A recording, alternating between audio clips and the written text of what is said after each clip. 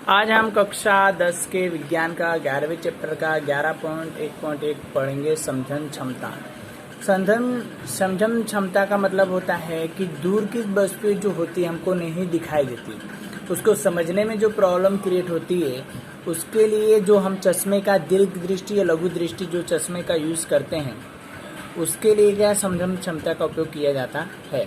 तो इसके अंदर पैराग्राफ में हम पढ़ेंगे कि अभिनेत्री लेंस रेशेदार जेलीवत पदार्थ का बना होता है। अभिनेत्र मतलब जो क्या हमारा चश्मा होता है वो क्या होता है, रेशेदार और जेली जो पदार्थ होते हैं उसके बने होते हैं। इस वक्रता में कुछ सीमाओं तक पक्ष भी पेशियों द्वारा रूपांतरित किया जा सकता है, मतलब उसका अगर बदलना हो तो आप बदल सकते हो।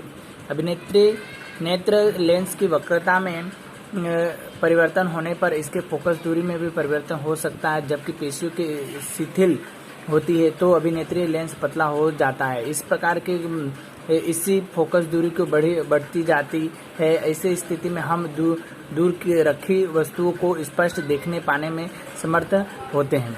जब आप आँख के निकट की वस्तु को देखते हैं तब उसकी पक्ष पेशियों की सिकुड़ जाती है और उसके अभिनेत्र लेकर वक्रता बढ़ जाती है। नेत्र में लेंस के मोटापा हो जाता है और जिससे परिणाम स्वरूप अभिलेंस के फोकस दूरी को घटाई जा सकती है।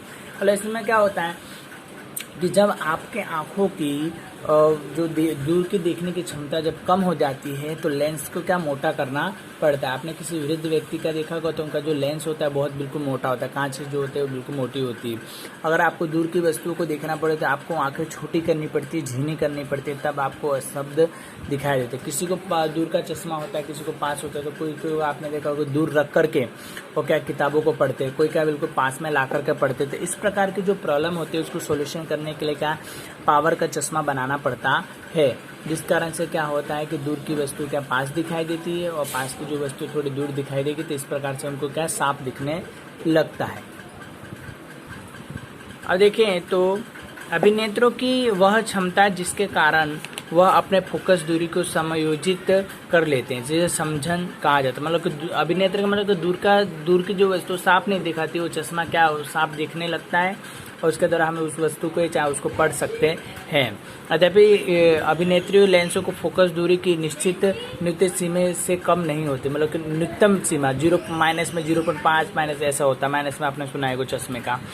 किसी छपे हुए पृष्ठ को आंखों के अत्यंत निकट रखकर के उसे पढ़ने का प्रयास किया जाता है। आप अनुभव करेंगे कि प्रतिबिंब धुंधला होता है, यह इससे अभिनेत्रों के पर तनाव पड़ता है। किसी भी वस्तु को आराम से स्पष्ट देखने के लिए आपको इस प्रकार के नेत्र में कम से कम 25 सेमी दूरी रखना होता है। मतलब क्या होता है कि हम लोग कोई वस्तुओं को पढ़ते हैं तो साफ पढ़ नहीं पाते, क्यों? क्योंकि आपको चश्मा होता है वो हमको बिल्कुल धुंधला दिखाई, बिल्कुल पास में भी करके देखे तो धुंधला दिखता है।